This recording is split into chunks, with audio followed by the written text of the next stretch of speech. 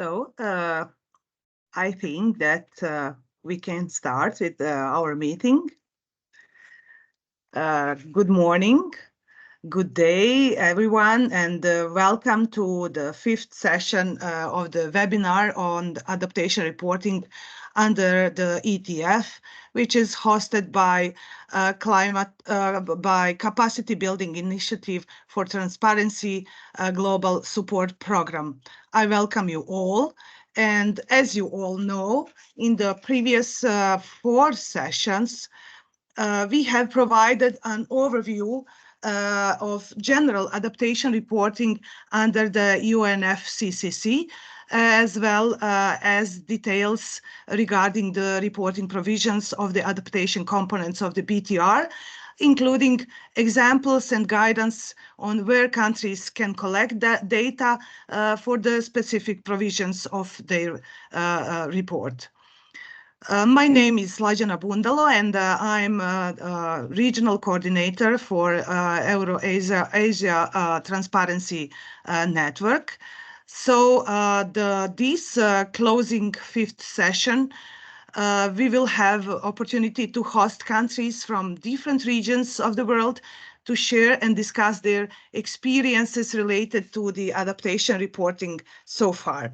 So today, at our final session, we will have a privilege of having Mr. John Mankoff from Environment Institute of Finland, Mr. Benti Firdiza and Mr. Nathan Cherinet, representatives and experts of the MRV system of Ethiopia. They will share experiences of their countries on adaptation process reporting, good practices, and some practical solutions that they already used in their adaptation reporting process. Also at the beginning, just to note that this is actually joint session of 3 transparency networks of the CBIT GSP project, namely Anglophone Africa, Eurasia, and Central Asia and Caucasus. So welcome and thank you all for joining us. Before to start, just to note that this event will be recorded. And of course, according to our usual practice, I would like to ask you kindly to turn on your cameras and to make a joint photo of this global event.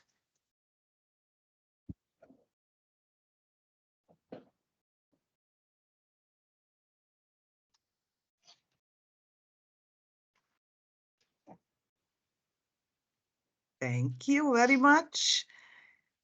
I see some familiar faces. We have already done a whole 4 sessions until now, so we know each other almost. So let me make.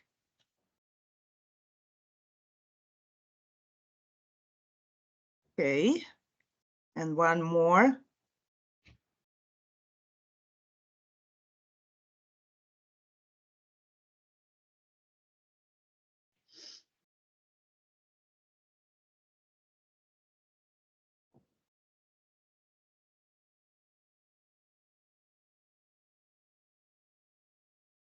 So thank you very much.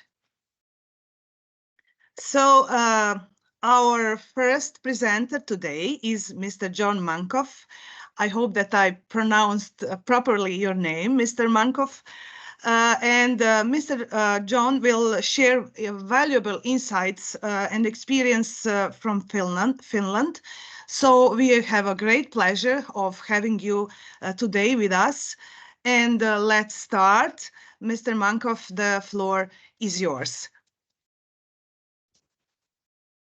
Many thanks, Slađana, and many thanks for the introduction and the invitation to come and talk about Finnish experiences of climate change adaptation as well as reporting and monitoring. Let me just share my slides here. Please confirm that you can see my slides and you can hear me. Yes, yes, we can see your slides and Okay, we hear you. excellent. So yes, greetings from very sunny Helsinki, Finland. We have almost 27 degrees Celsius today, which is by Finnish standards very warm. People are walking around in barely any clothes.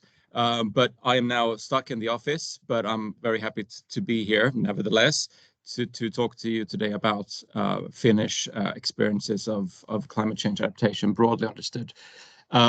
I don't have the easiest name in the world, so it's Johan Munk af Rosensköld. So Johan is my first name, it doesn't matter. But I come from the Finnish Environment Institute, which is a um, governmental research institute of Finland, and we are situated institutionally beneath the Ministry of Environment and as well as Ministry of Agriculture and Forestry for certain matters. So we are indeed a governmental organization, and I'm here today talking about the experiences that I personally have had with working with climate change adaptation, including monitoring and reporting. I have been in this role only for 3 years, so I'm not saying that this is an exhaustive or a kind of a complete picture of the Finnish experience, but I've tried to also discuss with more experienced colleagues about their experiences. So I hope that I will give a somewhat accurate description of where we are at the moment. And I believe that there is a Q&A following this presentation where you can ask any questions that you might have on what I'm saying here today. But if you have, I don't know what the comme il faut has been in the previous meetings, but if you want to ask a specific question about something that I show on the screen, then perhaps we can allow that also during the presentation. And I will try to stick to the 20 minutes or so that I've been awarded for giving this talk. So I've constructed today's presentation based on Sladjana's very useful guidelines, and I do hope that this is about somewhat what you're what you're anticipating and expecting. But I would first go very briefly into the kind of background of where Finland is. Perhaps it's not and then I will talk about the national adaptation process, what it looks like, how adaptation is kind of structured in Finland. I would then move into reporting practices and kind of lessons learned from that. I will give you a short introduction to our monitoring and evaluation system, and then top off with the ongoing BTR reporting as well. So for those who don't know where Finland is, or you haven't come across it before, we are a Northern European country situated next to or between basically Sweden and Russia. Finland is a member of the European Union since 1995. We have a population of 5.6. I thought it was 5.5, but actually 5.6 million, according to newest statistics. And we have, it's a fairly large country, although we are quite few people living in the country. So as you can see, we have almost 350 square kilometers of area in Finland. But if we move kind of more directly into today's topic, that is of climate change adaptation, Finland was one of the first countries in the world to adopt a national climate change adaptation strategy, and that happened in 2005 in Finland. So that is almost 20 years ago. And of course, things have evolved since then, but Finland set a good kind of precedence and kind of started a good momentum in working on adaptation nationally. And since 2005, we have been working on, as I said, on the topic of adaptation continuously. And I will explain in the next slides a bit more in detail what this work entails at the moment. So the kind of basis for adaptation, climate change adaptation work in Finland lies in the current National Climate Act or climate law. The climate law of Finland defines what we call the national climate policy planning system. Quite a mouthful, but this climate policy planning system consists of 4 climate policy plans. So we have 3 plans that are with climate change mitigation. That is long-term climate plan, the medium-term climate plan, and the climate plan for the land use sector. And then we have one 4th plan called the National Climate Change Adaptation Plan, which unsurprisingly deals with climate change adaptation, which is what we're focusing on here today. So this is just to show that climate change adaptation is part of our kind of climate law, and it has a kind of legislative important role in climate policy on a national scale. The Climate Act or the climate law states that the government shall adopt a national climate change adaptation plan at least every 2nd parliamentary term. So this means every 8th year at least. There should be an update or a new adaptation plan, and this adaptation plan shall have certain kind of contents or certain parts of it. So it should include an up-to-date assessment of climate risks and vulnerabilities. It should include also an assessment of the adaptation in individual administrative branches across these boundaries of the administrative branches, and also a regional basis if needed.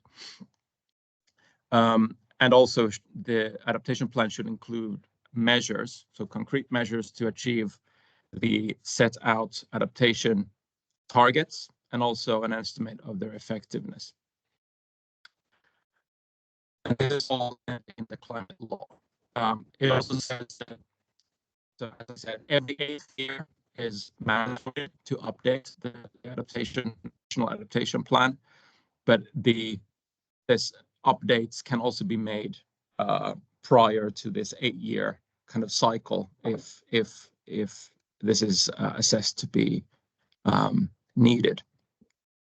So the law, in a sense, sets the boundaries, the kind of structure by which these national climate change adaptation plans look like. And these adaptation plans, probably like many other countries, at least in Europe, but also probably worldwide, this is where the government states what specific objectives and measures should be taken to improve adaptive capacity, improve resilience, and to adapt to climate change.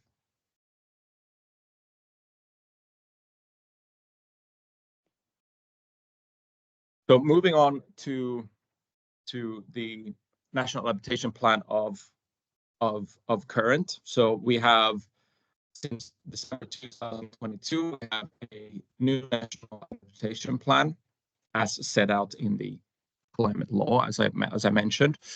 And the implementation of this new adaptation plan, or NAP, as we call it, started in spring of 2023. And the vision, the overarching vision for the adaptation plan is well-being, safety, and security in a changing climate, which of course sounds very good. But underneath this vision, we have 3 main goals of the plan. And the first one is that societal actors have a strong will to adapt to climate change. Second, that societal actors have access to efficient means to assess, prevent, and manage climate change-related risks to nature and society. And thirdly, societal actors have the capacity and capability to prevent, prepare for, and manage climate change-related risks to nature and society. These are, as you can imagine, these are quite broad goals. So we've further tried to distinguish and to discern further targets. So we have the three main goals, and these are then divided into 24 targets that are even more detailed, and they are then in turn grouped into 10 themes. Now that I say this out loud, it sounds a bit complicated, but it isn't actually. It's a very kind of a hierarchical structure. But we have, as I said, 24 kind of more concrete targets that should be achieved by 2030 when this current national adaptation plan will finish. A little bit about, very briefly, the work towards the national adaptation plan was conducted via a cross-sectoral endeavor involving 10 national ministries, from the Finnish government, but also we involved quite extensively different stakeholders, ranging from youth representatives to involving also experts on economics, also experts on working with justice and vulnerability, social vulnerability questions, and also the Sami people, which is a kind of an indigenous, the only indigenous group in Europe living in northern Finland. So this process was very much indeed kind of an inclusive process involving different stakeholders, which was, we think, and was also necessary, because, as we all know, adaptation is something that touches virtually every sector in society and every segment of society. Different stakeholders will be and are already affected by climate change impacts. So it was indeed determined that we need to have a very inclusive process in which we bring in different kinds of insights and different kinds of inputs from various parts of society. But as you can see here on the right, these are the kind of main themes that the National Adaptation Plan focuses on. A little bit about the implementation. So in terms of how this plan is being implemented, is primarily through normal government budgeting processes. So basically through ministry, through the funding of ministries, the work is then being advanced through these means. We also have a new climate unit operating on the regional level that is set out to strengthen regional adaptation work, but also to form a kind of a liaison or a connection between the national, regional, and the local level. We also have a available for everyone kind of a portal called the climateguide.fi. It's also in English if you want to have a look, where you can find information on climate change impacts, policies, both adaptation and mitigation. And this is a way to strengthen information sharing and by that also awareness of climate change, not just within the government, but within society more broadly. I won't go into detail here because I see that is running out or running on. In addition to this adaptation plan, we also have sectoral adaptation planning, which happens in in sectoral policy documents or policy adaptation plans. So you can see here 3 examples of those. So, for example, the Ministry of Agriculture and Forestry, that ministry have their own adaptation plan, which then contributes and complements the national adaptation plan. So it is very much, as I said, a cross sectoral endeavor where we need inputs from different parts of society, but also different parts of government. Now, moving on to reporting practices, now that you know a little bit about the background, the setup for Finnish adaptation policy, Finland engages in reporting basically on 2 levels, so internationally and nationally.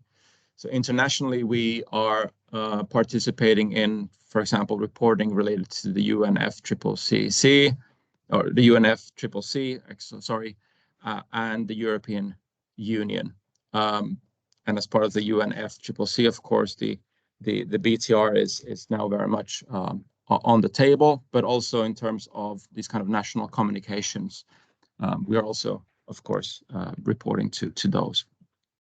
But the European Union here also, as I said, is also another kind of a target group, or a kind of a process that we are involved in, especially the GovReg articles of 17 and 19, especially 19 is very much related to climate change adaptation. So that we do every 2 years. But in addition to these international reporting processes, we're also engaged in national reporting.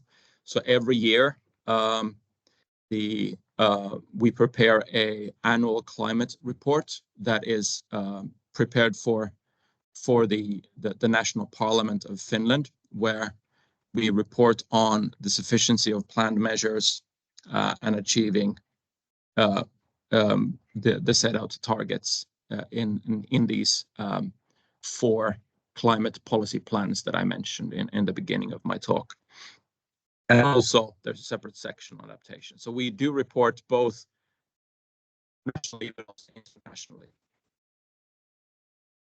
And what can be said about the reporting practices is that reporting on adaptation in Finland is very much a multi-actor process, a bit like the policy preparation and the way in which policy is constructed in Finland. The reporting process is also very much a kind of collaborative project where different ministries but also expert organizations are involved. As I said, the Ministry of Agriculture and Forestry is by law, that is the climate law, responsible for coordinating climate change adaptation work on the national level. They are also, in most cases, responsible for coordinating the reporting. So, for example, for the national communication, the 8th national communication to the UNFCCC, I counted that for the adaptation part of the communication, we had 24 experts from 14 organizations being involved in this particular process. So as you can see, this was very much a kind of collaborative work, and they organized meetings and workshops where we worked with the material that we had, think about what we need to do more, what can we learn from previous reportings, what is the state of the data that we are supposed to report on. So let's learn perhaps that it's very important to plan ahead and anticipating reporting duties. Again, me with my 3-year experience, I guess most of you, if you have more experience, know this by now already, but knowing when you are supposed to report is very much crucial. These processes take time, especially if you want to do it in a multi-actor way involving a lot of different organizations and experts. You need time, and you therefore need to start working way ahead than a couple of months before, and that is the kind of experience from Finland. And what we see from Finland's perspective, exactly this multi-actor approach is very much, we think, a benefit, because we can work with different expert organizations, such as my own organization, that is the Finnish Environment Institute, but also other research institutes that are kind of that exist in Finland. So we can use that collective kind of brain power and experiences and data to really focus and to strengthen the reporting practices. I'm aware that I'm now running a bit over time. Am I allowed to speak for another 3 or 4 minutes, or should I stop here? Yes, you can have a few minutes more. All right, thanks. I'll just say something very briefly about the monitoring and evaluation system in Finland. We are currently kind of updating our monitoring system. We've had a system that is a system to monitor progress of adaptation measures, but also to monitor climate risks.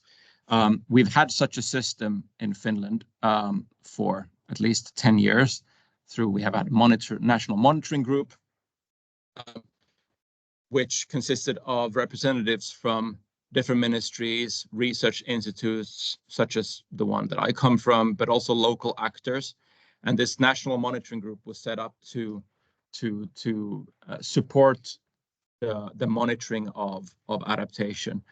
But evaluations, this worked quite well. The problem was perhaps that this particular national monitoring group was perhaps not that transparent. It became, it was very good at collecting data from different parts of government and society, but perhaps what was not very much emphasized was that making this the kind of monitoring and the monitoring data more available to say the larger public.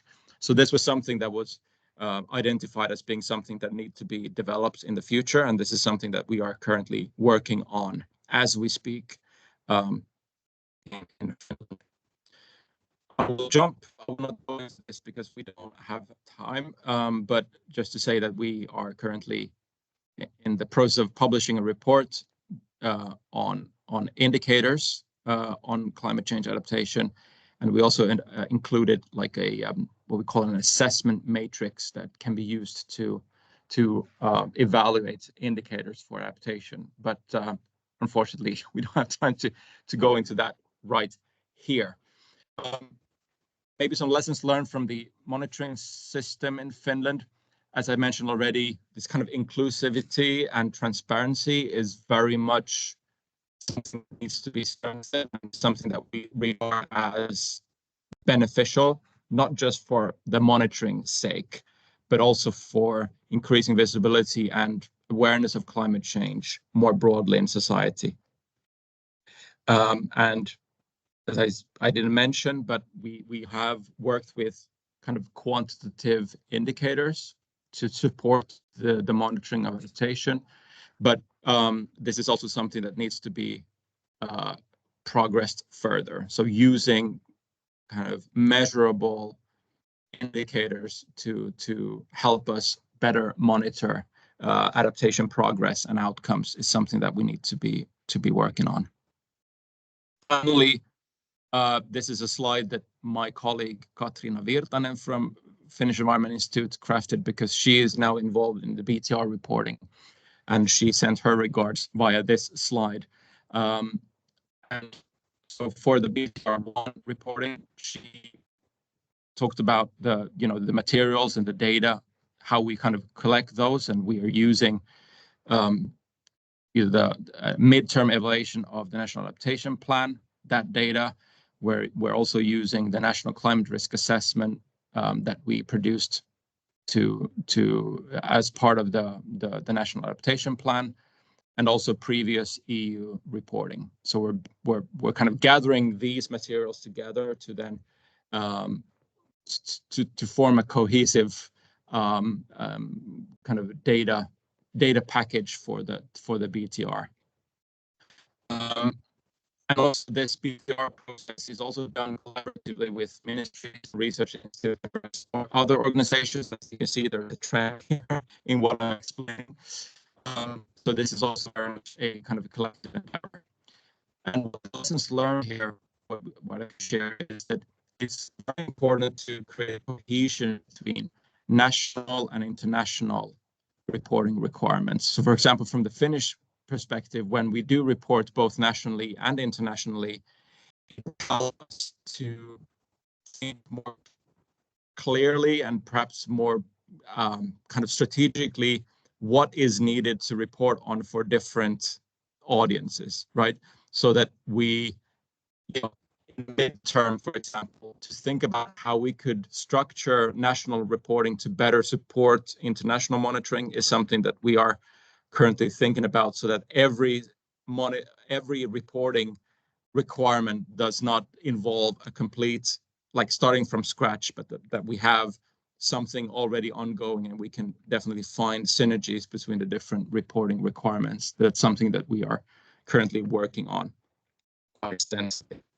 But this is all for me. I thank you for your attention. I apologize for going above my set out time by 6 minutes. But if you have any questions or comments or concerns or anything, then please let me know and I will try to answer those my best abilities. Many thanks. Thank you very much. It was very interesting to hear your experience. It seems to us, at least to me, all is functioning well, and process, it seems very simple. So you explained a bit about your institutional arrangements and legislative background for adaptation reporting, as well as processes of the reporting within the country. How do you finance your adaptation reporting and implementation? Who are the actors involved in preparation of your reports? There is lots of very interesting, I would say, solutions on adaptation reporting and preparation of all this information to report to different audiences, whether it is internal, national, or UNFCCC, and also we see that you have obligation to report to European Union. Also, so different audience requires different information, and also especially this information about the MNE. And how do you how have you defined your indicators? The developing countries that we work with mostly are very much struggling on how to define indicators to track adaptation, how to establish their national systems for tracking adaptation, and also for the reporting, which, comparing to this, what you have explained to us, it's pretty much up to the institutional setup, legislation that support even data collection, reporting, work of different institutions and experts on adaptation reports, etc., etc. So many thanks for this very valuable experience from your country. Just one note before we continue with questions from the countries. I believe that there will be a lot of questions for you. Just to know that my colleague Sheila put one link in the chat box for all of you to register shortly, just name, country, etc. So please register for this event for the future records of the meeting. So dear participants, please, you have an opportunity now to ask questions. Please raise your hands. Or you can put your questions in the chat box. I have also some questions for you. So Isa, I see one hand raised. Isa, please, the floor is yours. Please ask your question.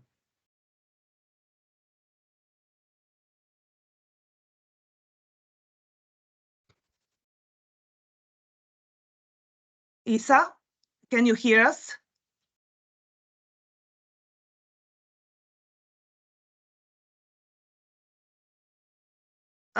We expect your question, Isa. Can you hear us?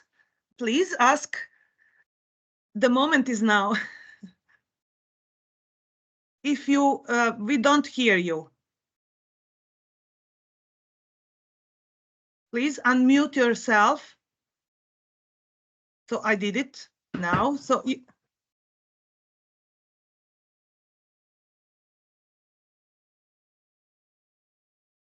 the second hand raised is by Mikateko Shitole, please. Good morning, colleagues. Thanks for the opportunity, Slojana, and thanks for the great presentation, Monk.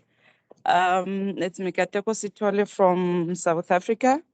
I'm responsible for adaptation monitoring and evaluation. And I'm particularly interested in the different tools that you probably have and you're collecting data for reporting. On our side, we have one but two processes. We've developed a template that informs data collection for our adaptation annual reporting on the different interventions that are being implemented by all the stakeholders in the country. And the second component is we have developed the National Climate Change Response Database that's embedded in the National Climate Change Information System.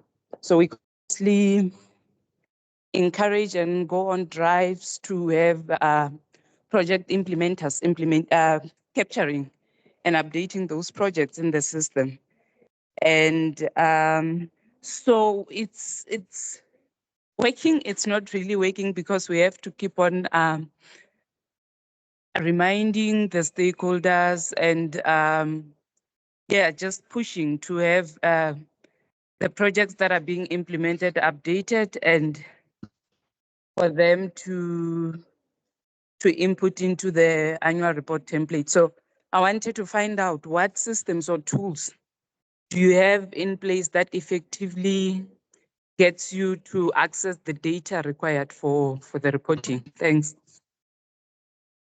Yeah, Thank you very much for the question. that's an excellent question. Thanks, Mikateko. Let's say that this is something that is happening, I would say, quite in an ad hoc manner. So when we have, I mean, it's very nice to hear that it seems like you have established a way to capture that. You know, you mentioned this database. You have a ways to capture this data in a kind of structural sense. We have in Finland also different kinds of databases with regards to the built environment, the natural environment, biodiversity. And these are then consulted, when needed to then make these reportings. But it's actually something that we are developing at the moment to come up with a set of indicators that we could use kind of in a more continuous fashion, both in kind of national reporting, but also for kind of international reporting, that we would have kind of I wouldn't say an automated system, but kind of a more structural way in which we engage with the different data, because we have a lot of data, but perhaps the challenge is that it's scattered, and we don't have a kind of centralized system that would collect this data, you know, in a kind of cost-efficient way, I would say. So I think we can probably all learn, perhaps from you, in a way to how this data could be collected more effectively. But I think it's you know, done by hand. Let's put it that way. Thank you very much for the answer. Let me see the next. Next was Isa. Are you with us? Do you still would like to ask question, or we? Yes, yes. Yeah, please. Yeah, please. Yeah. Okay. Thank you very much, Manka, for your presentation. My name is Isa Nyashu. I am from Tanzania. I am the spokesperson for the NDC for Tanzania. I have some questions for your interesting presentation. One is that you have explained about the adaptation planning process for the Finland, which comes from the environment, the climate change act, as you say. But in your presentation, I didn't get it correct on whether the adaptation planning process is a linear or not process. The second one is if it is linear, are there any steps that can be followed when you are undertaking adaptation planning process? The third one is what is the experience in Finland when you are integrating process adaptation in land planning sector? What is the experience, the extent of integration, how it looks like, is it that is a but also you talk about the indicators for assessing risk and vulnerability, how the indicators are being developed and how monitoring it. Thank you very much. Thank you. It's excellent questions. I hope I can answer those. The adaptation process is not linear in Finland. Rather, I would say it's cyclical, in a sense that we are using or following, I would say, what the European Union talks about, this adaptation support tool. I hope it's called AST. That is this kind of a cyclical process where you know, we have before the adaptation plan, we have the climate risk assessment, so that we know what the risks are and what we're adapting to, as it were.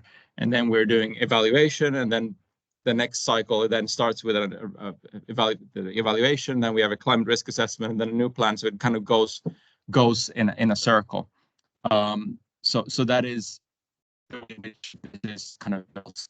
So for the second question, the same that we have a climate risk assessment, we have the kind of the crafting of the national adaptation plan, and then we have implementation of the adaptation plan. We have evaluation of the adaptation plan, and then for the next round we do a climate risk assessment, and then so that is these are basically the steps in its most crudest form.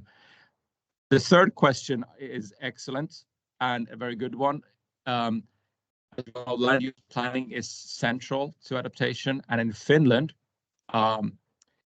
land use planning is kind of a monopoly of the municipalities. That is the local level. So the local level municipalities, in other words, they have the authority to do zoning and land use planning. The national level tries to influence this process by coming up with what is called national guidelines for land use planning, where it says that climate impacts should be taken into account when in land use planning. But in the end, it is the the local level that decides where to build, what to build, and so forth.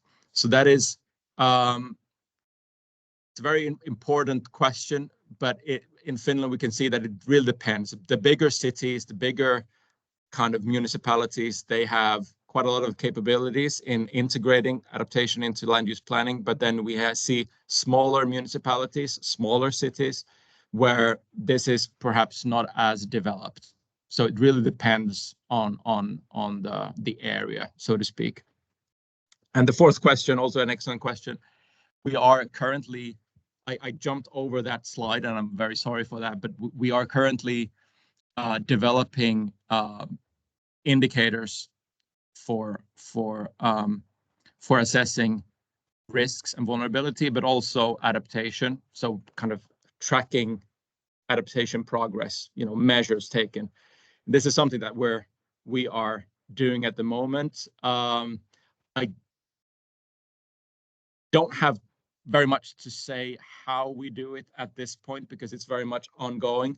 But I will just say that it's a very difficult task, even for countries where we have been thinking about adaptation for politically, that is 20 years or so. It's still something that we're, challenged. I hope perhaps we can return to this question maybe in a year's time, and perhaps I'm a bit wiser also when it comes to these indicators. But yeah, very much thanks for your questions. Thank you very much for the excellent and extensive answers. So as of the other hands raised, I saw from Anna Repac. Anna, do you still want to ask a question or?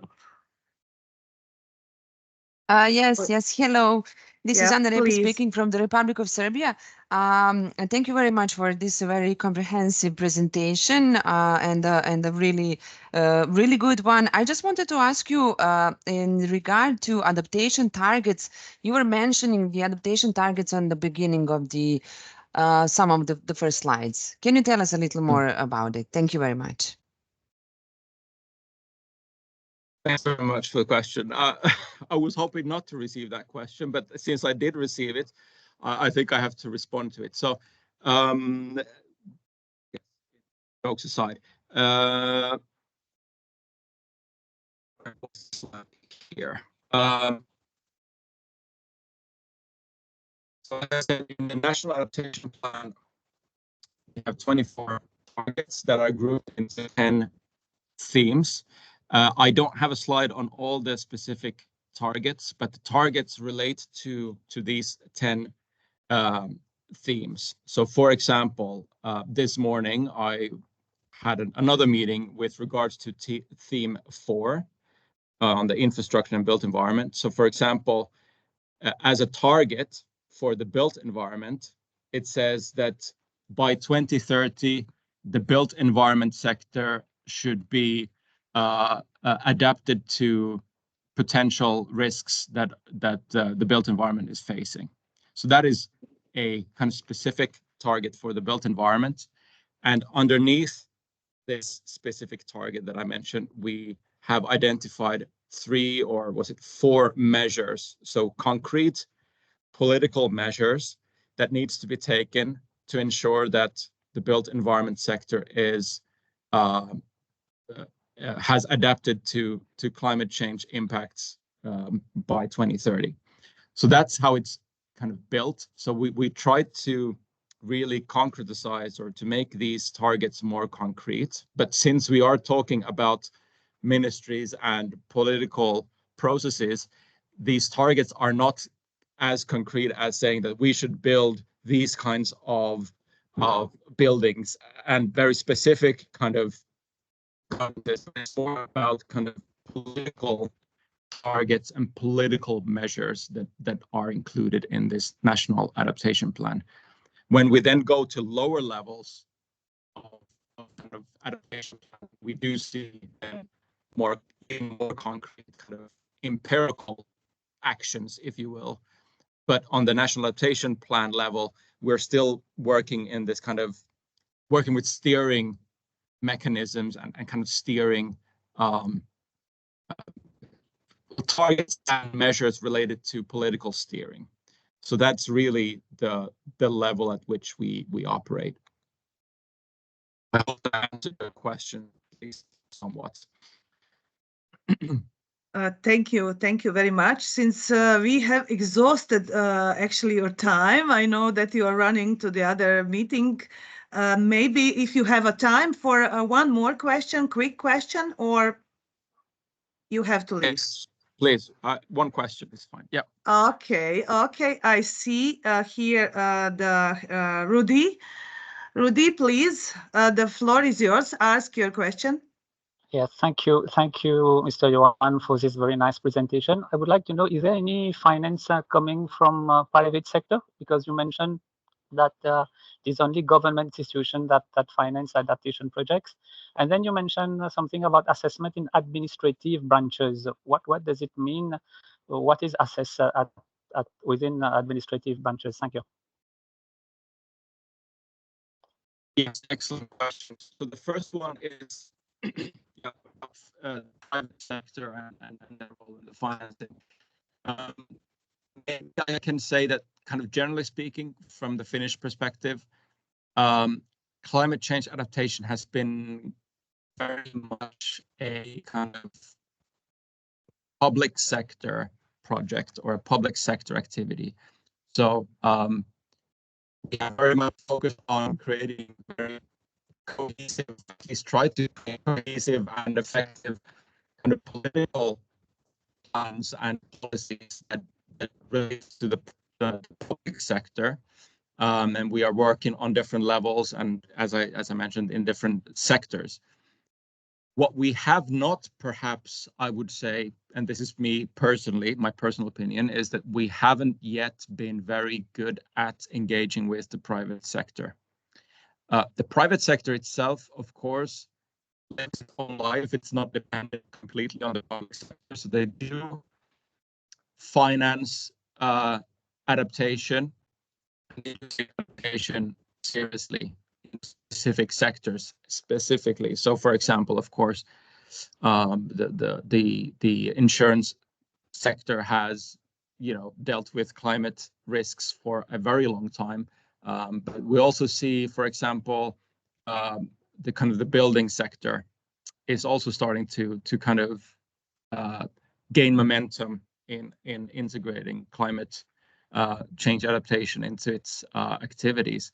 But in terms of financing, we don't have a established system for engaging with that from a kind of a public sector perspective. But it's more of like they're doing what they find most important. But we are working on creating stronger links between the public and the private sector within the realm of climate change adaptation.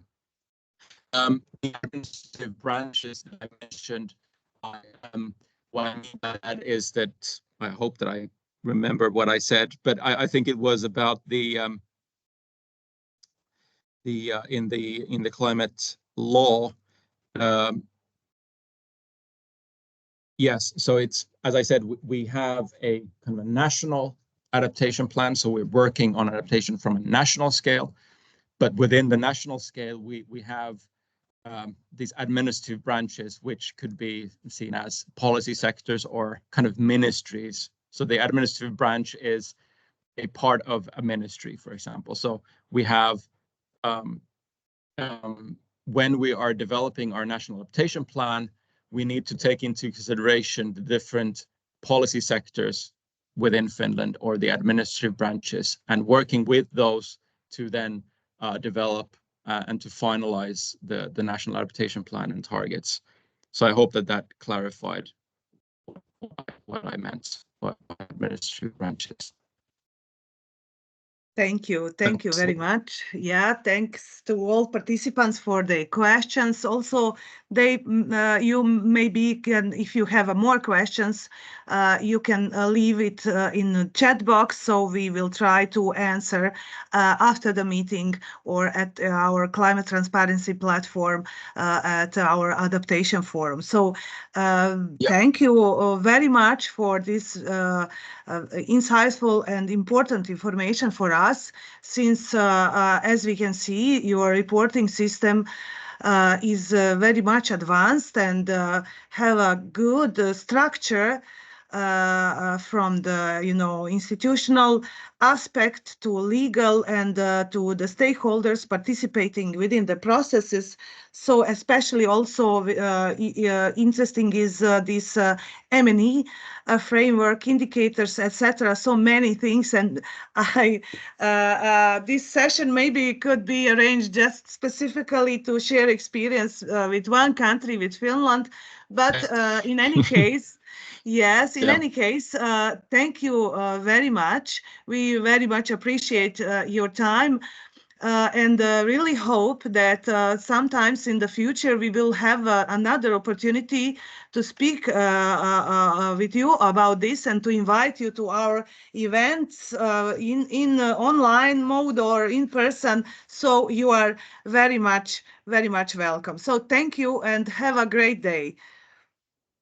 Thank you all, and thank you for excellent questions. And I would, of course, love to stay on and hear other experiences. And I think that there's a lot of know-how and a lot of information within this group. So unfortunately, I will not be able to gather those, but perhaps in a future meeting or opportunity, then we can engage even more. But many thanks to everyone. But I unfortunately I have to leave now for the next meeting. All right. Thank you very much. Thank you. Thank you. Bye. Yeah, so we will continue now with our session, and my colleague Sheila will introduce you with the next presenters from Ethiopia. Sheila, the floor is yours. Yeah, thank you so much, Sarjana, for that session.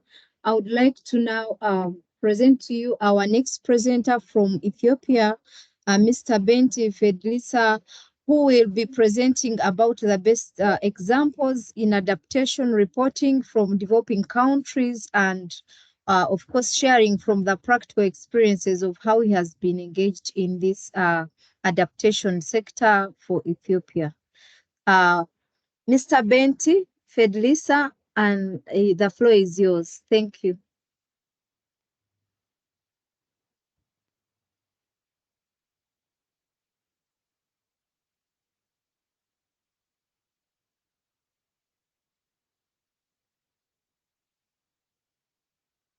Mr. Benti, we cannot see you.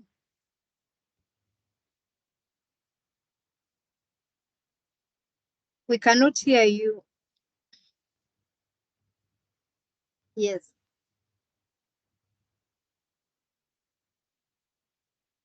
We cannot hear you.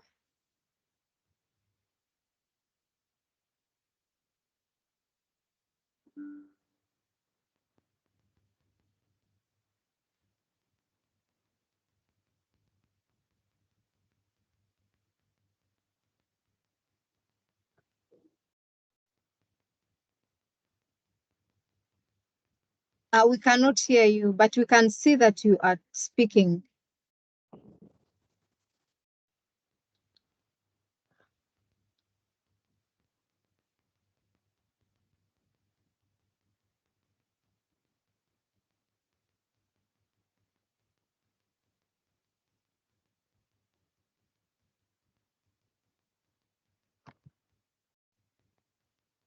Hello, we cannot hear you, but we can see that you are speaking.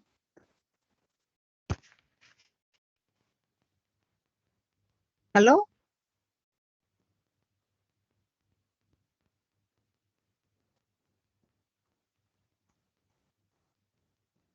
I think there is a technical problem.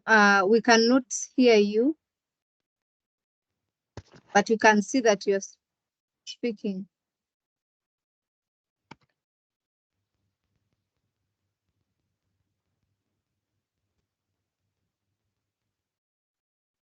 Can you hear me now? Yes, we can hear you now. Hello. Yes, hello, we can hear you.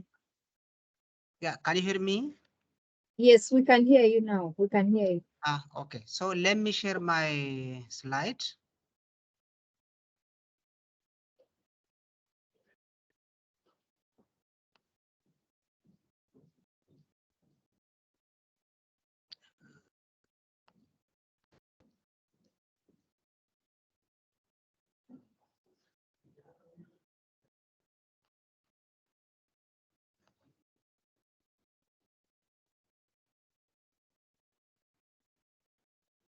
So can you hear me? I can't hear you. Yes, we can hear you now, and we can also see the slide. Hello? But yes, we can hear you, but we can also see your slide. Okay. Yeah, but then we Thank you so cannot. much. Let me share the experience of climate change adaptation in Ethiopia. And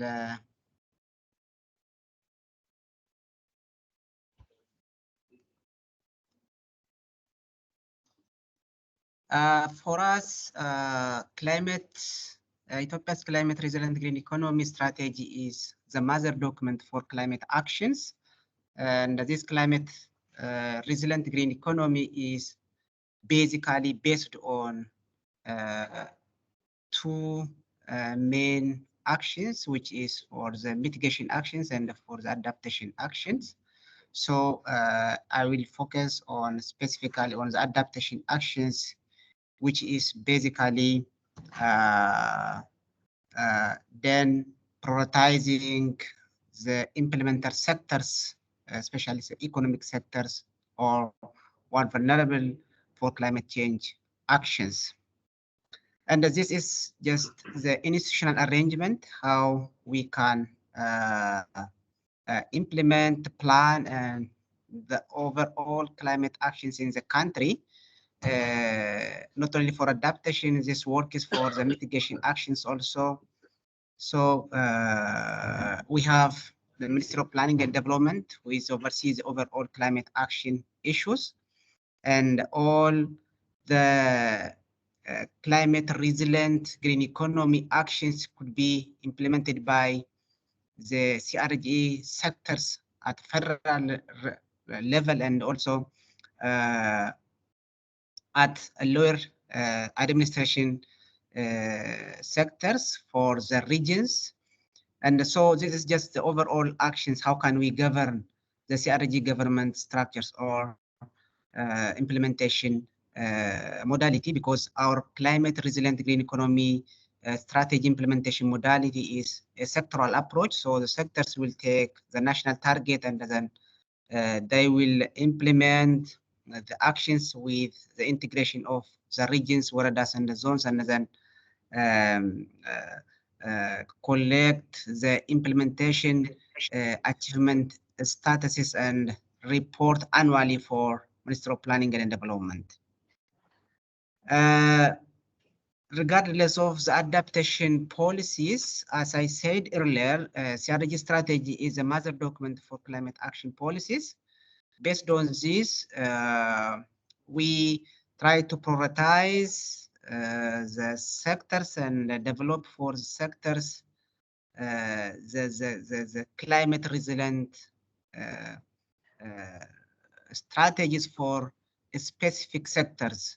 So firstly, we developed the National Adaptation Plan, which includes all the sectors. And based on this National Adaptation Plan, we specifically develop a climate resilient for transport sector, a climate resilient for urban sectors, a climate resilient for agriculture and forestry sectors, and a climate resilient for energy and water sectors, national health adaptation plan to climate change, resource mobilization strategy for national adaptation plan, a national adaptation implementation roadmap. So these all are their own target for each sectors, and then they, as per their this strategy, they plan and they implement and they report for the national coordinator, which is Ministry of Planning and Development.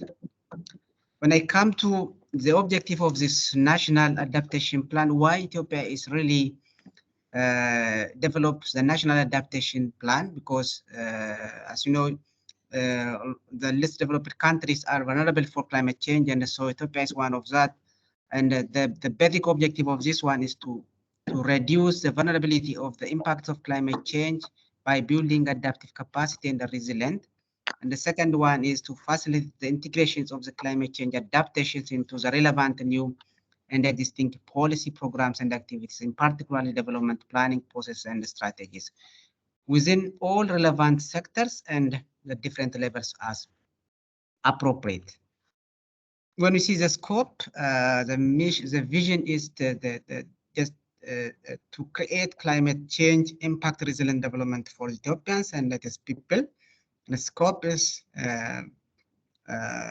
it includes or embarks to the development and the service sectors and the priority sectors for the economic sector like the agriculture, forestry, water, energy, transport, urban industry, health and education, because these sectors are more vulnerable to climate change than the other sectors. So we prioritize these economic sectors because they are more vulnerable to climate change, and also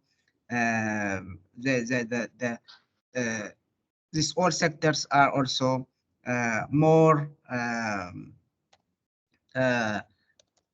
based for the Ethiopians' GDPs and also for all the overall livelihoods. When we see the specific objective of the NAP that we develop, the first one is to integrate sectors and regional adaptation initiatives in order to mainstream climate change adaptation within the Ethiopian's long-term developmental pathways. So we identify the actions or the adaptation activities or actions or options for prioritized economic sectors, not only for the federal, we also identify for the regions.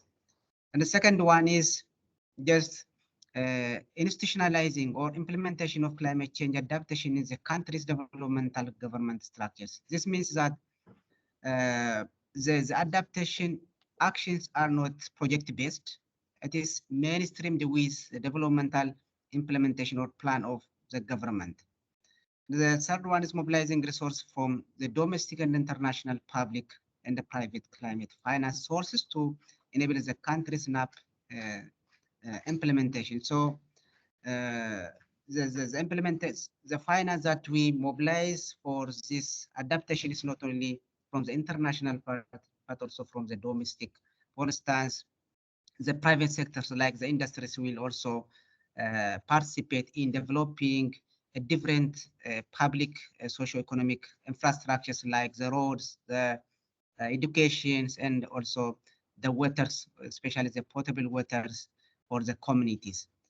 The fourth one, establishing resilient systems that can withstand risks by building a collaborative partnership among the relevant stakeholders.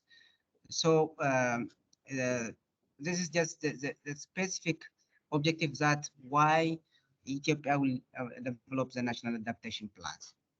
When we see the elements of NAP, we identify about 18 adaptation options covering the prioritized economic sectors like agriculture, water, and the natural resource management, is climate service adaptation technologies, infrastructures, and also from these 18, we prioritize 5 strategic priorities that address the capacity systems and the resource needed to implement the NAP.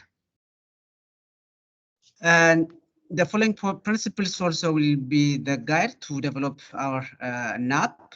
The first one is participation. So in the development of this strategy, or the economic sector experts will be part of this development of strategy, because they know what they plan and what the risk is there.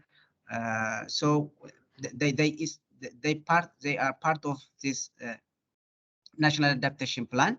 And the other one is the current interventions, and which means which one comes first, and we prioritize actions. And so as per the identified risks, so we coherent or prioritize the interventions and implement for the sectors. The other one is stakeholder empowerment. Not only in planning, also in implementation. The coordinating or Mr. Planning and Development will empower the stakeholders how they implement the prioritized actions or adaptation options to the ground. And the other one is the gender sensitivity, and the other one is also equitability and implementation of the partnership is also one of the guiding principles when we develop our NAP. When we come to the strategic priorities, mainstreaming climate change adaptation into the development policy and strategy is the main priority of the government. So, as I said, the adaptation issue or the climate action issue is not a project-based. It is also mainstreamed with the government developmental strategies, plans, and actions. And the second one is building the long-term capacity of institutional structures involved in the NAP. So we identify the economic sectors and then we empower them and we just coordinate them to in planning, in implementation, and also in developing a different climate change or an adaptation structures or policies.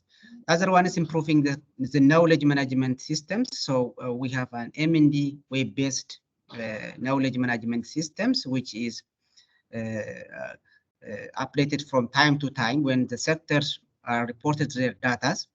The other one is establishing effective and sustainable funding mechanism. So as I said, we have a means or a roadmap how we mobilize the adaptation finances from the local and also from the international finances. Other one is advancing adaptation researches and developing in the area of climate adaptation. So this will be also, we try to engage the universities. How can we update our adaptation indicators and also others? So the university is also part of this one.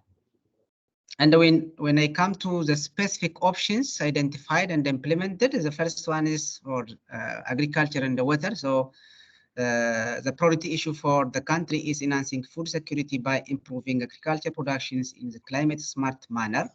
And the second one is for the water is improving access to potable water. And when I come to the adaptation options for the natural resource and management and strengthening the sustainable natural resource management through safeguard landscapes and watershed is the priority for the sectors.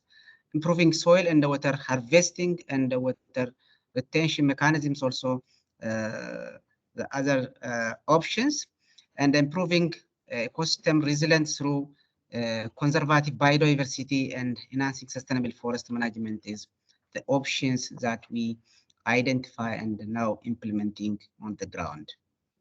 We come to the health sector and livelihood social protections, and options identified is improving human health systems through the implementation of the integrated healthy and environmental surveillance protocols, and the building social protection, lively options for vulnerable peoples, and developing efficient value chains and marketing system is the options that we are identifying and implementing the ground. When I come to climate service and adaptation technologies, mainstreaming indigenous adaptation practice for the regions and the waradas is also one option. Strengthening the drought and the crop insurance mechanism also, just we are trying to also working with the banks how they are strengthening the drought and the crop insurance mechanisms, and improving early warning system is also the prioritized actions in the climate service and adaptation technologies. Developing and using adaptation technologies also the options that we are prioritized. When we come to the infrastructures, because one sector that we identify is the infrastructure that we should to resilient, and enhancing alternatives and renewable power generations management, like the renewable energies is one options, and the building sustainable transport systems, which is more of free of emissions and as well as not impacted by the climate vulnerability or climate impact. developing adaptive industry systems, increasing resilience for urban systems. So these are the options that we identify as national and working on it. When we come to the the region, so they also integrate with federal economic sectors, and they options identified are just almost similar with what we identify in the federal regions, but the options most prioritized by the regions were enhancing food security by improving agriculture productivity in a climate smart manner, and also strengthening sustainable natural resource management through safeguarding landscapes and watershed, improving access to potable water. Those are just the three main prioritized options by the region. So based on this one, we have a different projects that we are implementing on the ground at regions and at the borders. And our adaptation plan is also includes the genders, and we try to do the gender analysis, exploring issues to be taken into consideration in implementation of NAP, because genders are more vulnerable to for climate change. And so we analyze and the gender differences in adaptation needs, opportunities and the capacities, and equitability in participation of and influencing in adaptation decision-making process, and equity between the women and the men in access to finance and other benefits arising from the adaptation investment, and concrete recommendations developed for the implementation of NAP in a gender resource manner is also that we consider in our NAP. When we come to the practice of reporting, the climate resilient green economy units established in all economic sectors are responsible to collect all the data with other developmental activities, likewise of the mitigation and other developmental activities. So they collect the data from the ground and then prepare the reports and send for the coordinator of Ministry of Planning and Development. And they not only report their implementation achievement, they also plan with the coordination of Ministry of Planning and Development, and then as per the target, and they report their implementation achievements annually. Thank you so much. This is what I have. If you have any question, be welcome. Thank you very much. Yeah, thank you so much, Mr. Benti, for sharing the experience from Ethiopia. I think that was really very detailed on how you have organized yourself to structurally report on adaptation, but also integrate it in the other bigger climate change reporting structure in terms of the institutional arrangement and also the approaches. And what was really very eye-catching, it was how you organized yourselves to be able to design or to develop each of the strategic resilience, sectoral resilience strategies. I think that is a very good lesson that we can borrow from you, apart from the bigger national adaptation plan. And then also how you have been able to come up with adaptation options for the different natural resources, health and livelihood and social protection. I think that was good. And then how you took it to the lower levels of coming up with specific adaptation priorities. I think that is very good lesson that can be borrowed. And of course, you did not forget the gender analysis in your reporting, and I think that is very good. So I will allow some questions for Mr. Benti. If you have any questions. I can't hear you, Shirley. I don't know what happened. If there is any question, please, could you chat or could you write on the WhatsApp, because I can't hear you. I'm sorry. Yes, I can understand he cannot hear us, but for us, we can hear him. And I think when he tries to hear us, then we cannot hear what he speaks. So if you have any question, kindly type in the chat.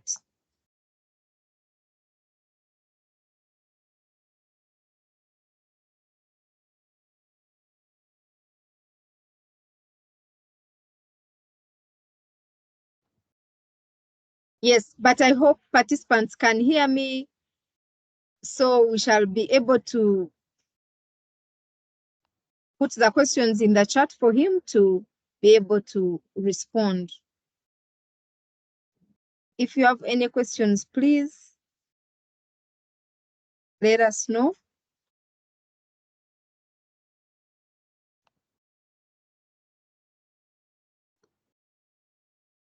So there is a question for you in the chat. What is your main coordinating institution for adaptation? I hope you can see the question in the chat.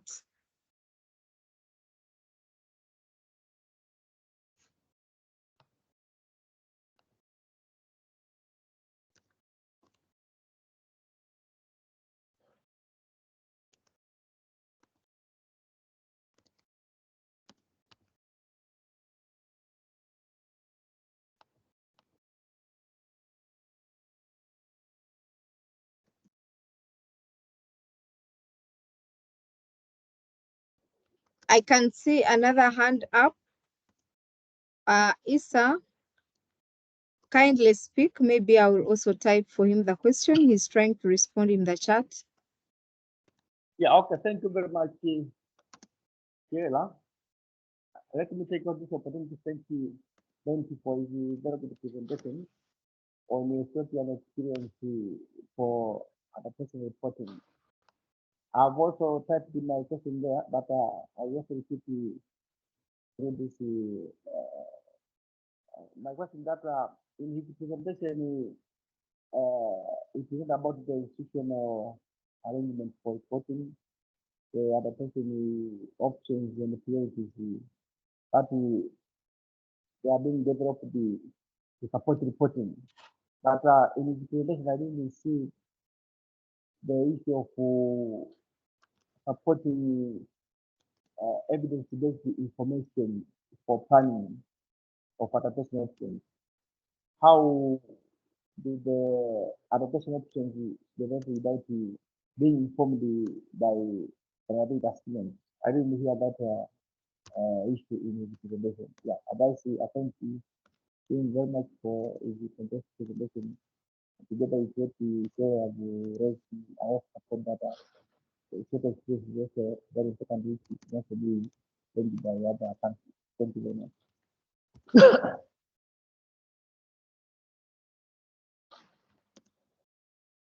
Yeah, thank you so much for that. I think you are elaborating on what you have already put in the chat about what is informing the adaptation planning in terms of how are the risk and vulnerability assessments are informing the adaptation planning. So I think he is responding to the question. But participants, feel free to answer any other questions. Sorry to put any question in the chat. I can see another question. Kindly do a brief summary of your adaptation data collection and reporting mechanism. I will still ask him to speak because when he speaks, we can hear.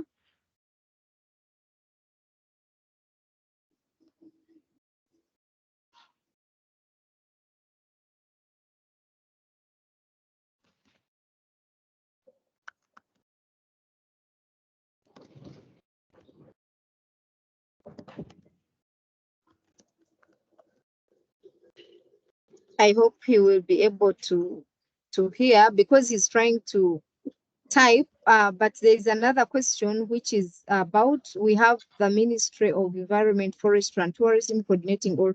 Okay, this is a colleague that is also supporting, helping to answer the question. Maybe if the colleague's microphone can hear, please unmute yourself and speak, because we shall be hearing you.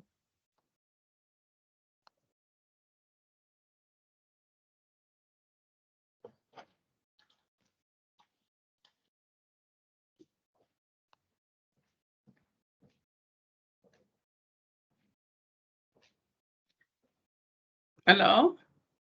Yes, hello, we can hear you. Yeah, I'm just supporting that. No, at our ministry in Namibia, adaptation is coordinated in the Ministry of Environment, Forestry and Tourism under the Environmental Affairs Department. And is where we are coordinating all the climate change actions, including mitigation and cross-cutting issues. Oh, okay. So this is an experience from Namibia where you are sharing that for you, all the actions of climate change, including adaptation and mitigation, are coordinated under one ministry. Yes, are coordinated under one ministry and with the support of the other entities like environmental investment, investment fund, and also we have other entities. Those are national nature foundation, yeah, and also the UNDP also, they are supporting the implementation of the adaptation and the coordination. May I speak on one question? The purpose of NAP is also to generate climate evidence information to support adaptation planning, but in your presentation, I did not hear about risk and vulnerability assessment. Can you clarify more on that? May I address this one? Yes, go ahead. Yeah. Before we develop this strategy, this plan, we did the national assessment for vulnerability and the risks, or which areas really vulnerable for climate change, and for also what are the areas, and then we identify the areas, and we also support in the map and the data. So based on that, even we identify our sectors, our economic sectors, who is really addressing this area or the issue of the vulnerability or the risk for climate change. So based on that or the information, we put a target and prioritize the actions and put the target, and also identify which sectors is really addressing this area or this vulnerable or identified vulnerable or risk area. So based on this, the national adaptation plan could be just developed, and the actions also put, and there are also targets. How can we really address this all risks or vulnerable areas based on our assessment results?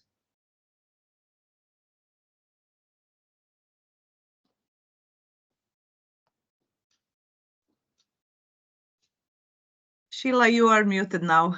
Yes, I see a hand up from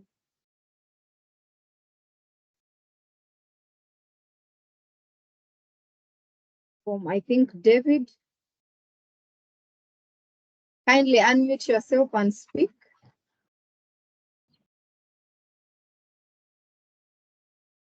Hi, Sheila. Hi, everyone. May also I address how do you amend the adaptation strategy? Maybe first hold on for him to respond. So we have an MND web-based system, which is developed by integrating all the sector expertise, and we identify the indicators for each sectors, and then we put a target for each sector. So based on that, we just annually monitor and evaluate all the activities or the projects or the government developmental implementation strategies or plans. So based on the result, we update this web-based adaptations MND. So we have a system. How can we monitor and evaluate the adaptation actions or strategies? Thank you. Yeah, thank you so much. So I will give a few minutes to David to ask his question so that we can conclude the session. Yeah. David, kindly go Thank ahead. you, Sheila. Thanks, Sheila, for the opportunity, and thanks, colleagues. Thanks to Betty from Ethiopia for that wonderful presentation. I see quite a few commonalities between what you are doing and what we've already done in terms of developing our NAP. But one key concern I have, and which I see as a challenge to us, and perhaps I would like colleagues here to just share their experience and see how we can learn from it. One key challenge we have is how do we ensure that sectors or policy sectors, as we call them, collect data and report.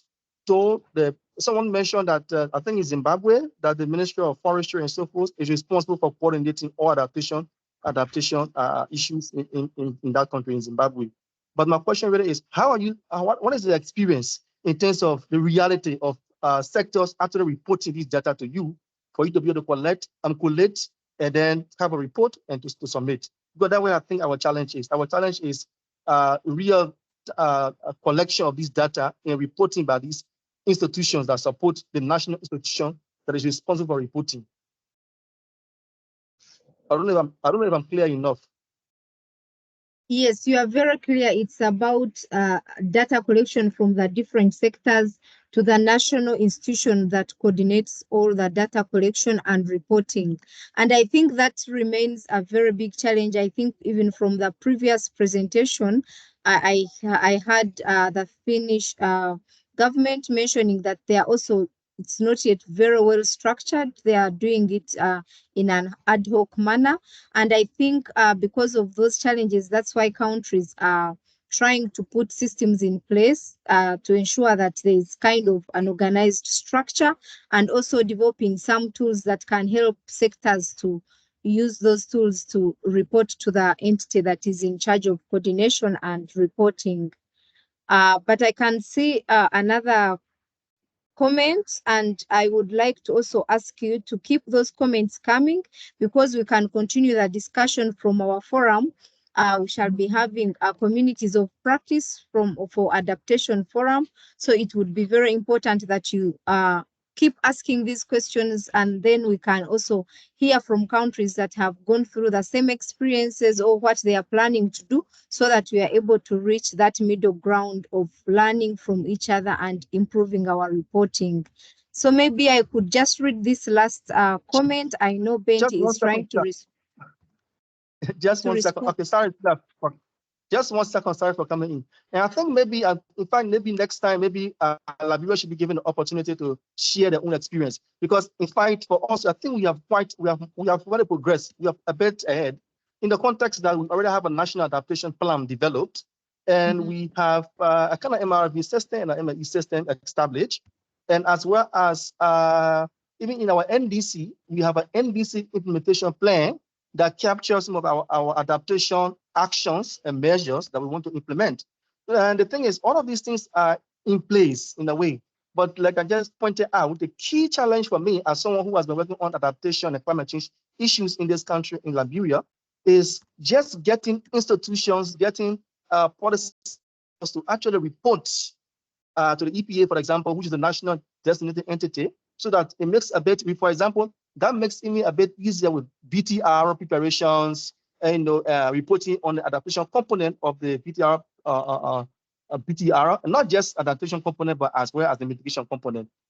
If we can have experiences from around the world about how countries are really succeeding in ensuring that data reporting is done, that would really help us.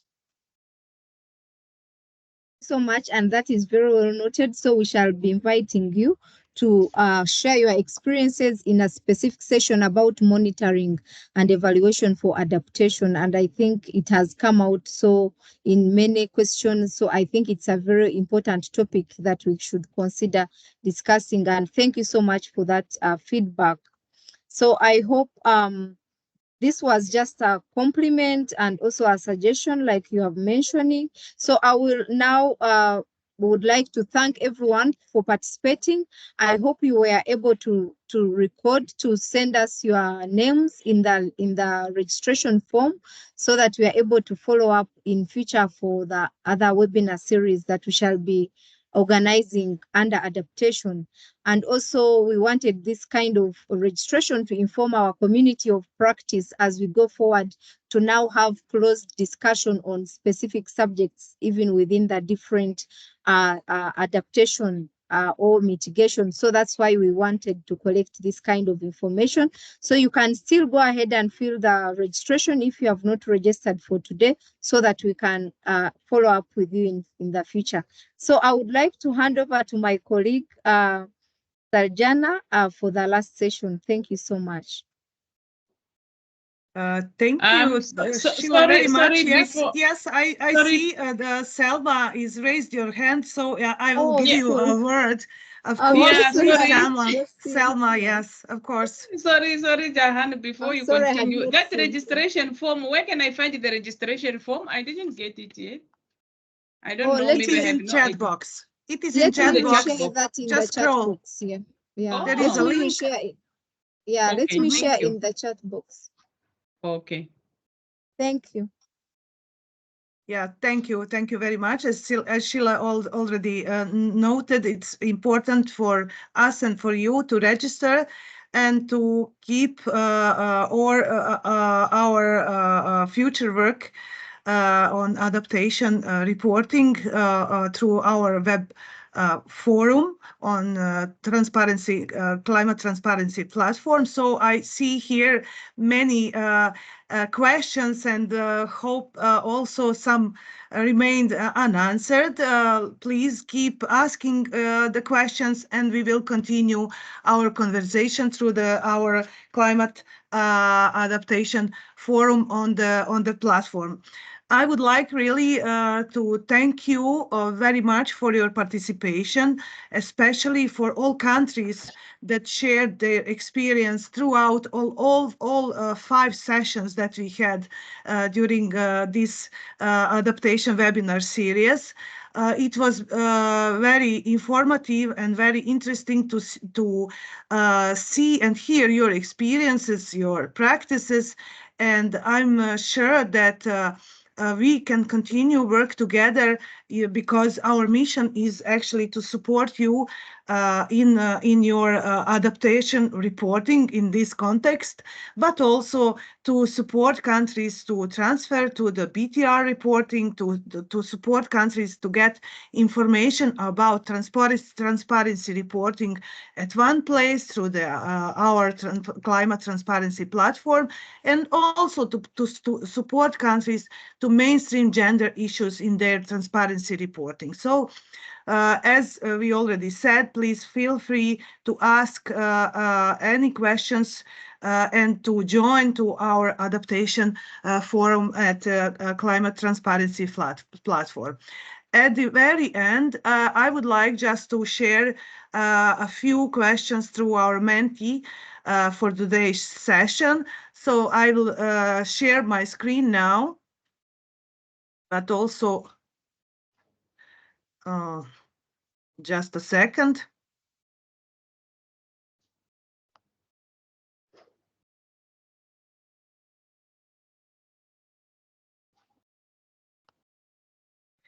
I hope that you see the Menti presentation.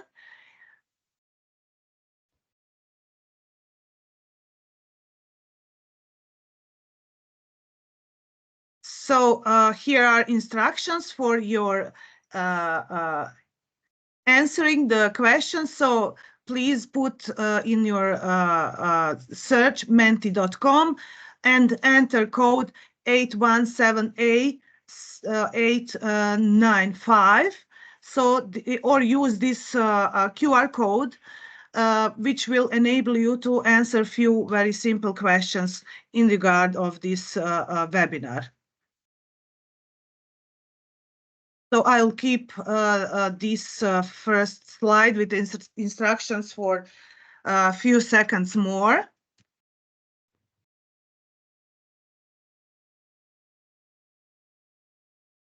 And now I will move to the next slide, which asking from where you have been joining us today.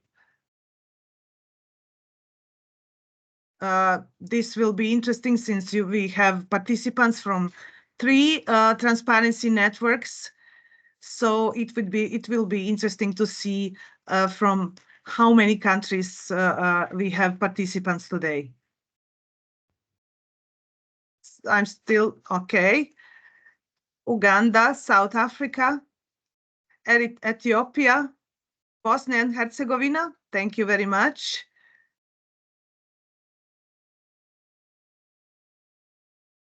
From very different continents. Malawi, Tajikistan,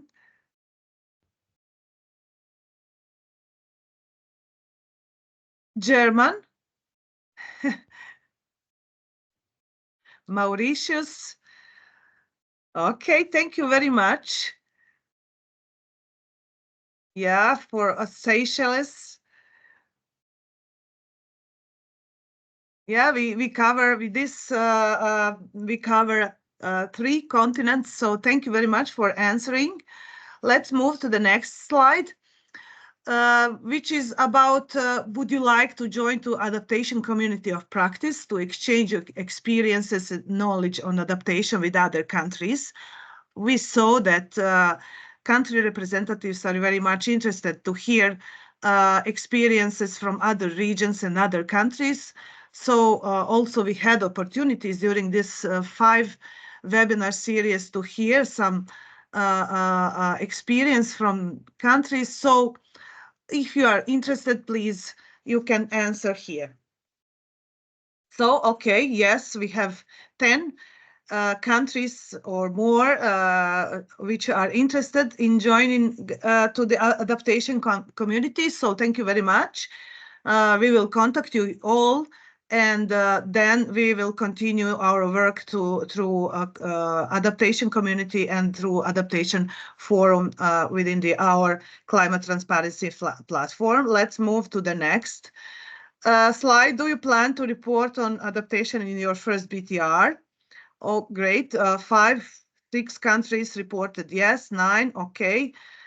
It means that you are already probably preparing. We have also some countries that already finalized their adaptation chapter within their BTR, which is really great. We are very much looking forward to see and to review the adaptation chapter from our regions. So most of the respondents, yes, you are planning to report adaptation. It was also, I was wondering, and that is question maybe for some other or next session or on adaptation reporting. It would be very interesting to hear on how many adaptation goals you have in your NDCs. So as I know that the situation is very different among countries, so it would be good to hear what is your practice and how do you plan to report your adaptation goals from the NDC. So let's move to the next question. How satisfied are you with this webinar? Okay, so far very satisfied and satisfied. Thank you very much. We are always trying to improve ourselves. So as I said, our main goal is to support countries to adjust, to make a transition to the new reporting arrangements. This time we are talking on adaptation reporting. So thank you so much. Let's move to the next question. What aspects of the webinar would you improve next time? Yes, we always would like to, meet your expectation and your needs. So please, this is the moment that you can answer and influence on our work, and you are very much welcome to suggest or to make any comment in order to make our cooperation and our work better. So All it's good. Today, it's, more presentation. Everything is fantastic and good. Please, maybe it would be good something to say something to criticize us so we can improve for the next time. Here also, you are asking for better technical solution, more webinars, more presentations. Okay, yes, of course. We will try to organize, especially now when, deadline for the BTR is more close and countries are preparing their reports. I suppose, and I see from the countries country requests, that's very important for you to clarify on some issues related to your BTR reports. So thank you. And at the end, of course, I would like to thank you very much for joining us, for taking an active participation, for asking questions, for answering questions, for sharing your experiences, for your interest.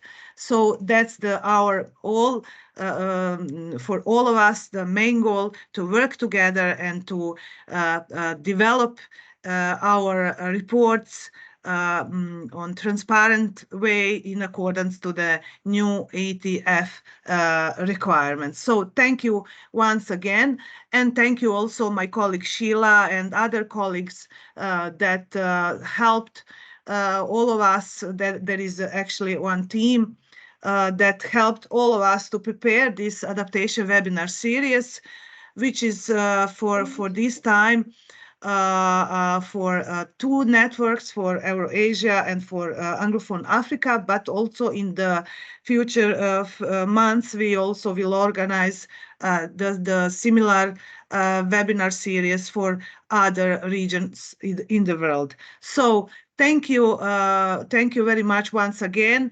Have a great day, and hopefully we will see you each other very soon. Goodbye. Bye-bye. Goodbye to everyone. Have a great day. Bye-bye. Thank you for joining, and bye-bye. Bye-bye. Thank you. Bye. Goodbye to all of you.